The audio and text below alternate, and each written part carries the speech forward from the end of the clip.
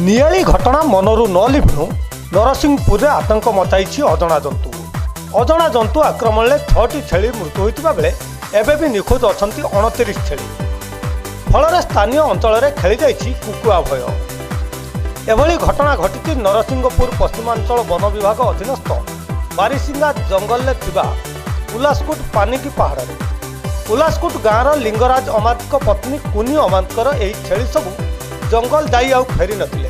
स्थानीय युवकों सहायता दिन राति खोजाखोजी करने पर खाली हाथ में घर को समस्ते फेरी। ग्रामवासी माने खोजा समय 6टी छेलीर मृतदेह पाइथिले। एभली निर्मम भावे छेलीगुड़िकर मृत्यु होइछि जे संदेह जात होइछि। कौनसी अजणा जंतु एही सब घटना घटाइथिबा चर्चा होइछि।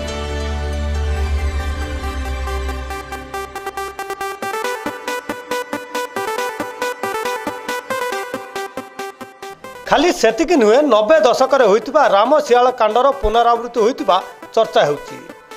तेबे छेलीर शवको व्यवच्छेद पई पठा जाइथिबारु वन विभाग एहार रिपोर्ट अपेक्षा रहिछि। बड़म्बारु तपन सेठ को रिपोर्ट, नजर टीवी।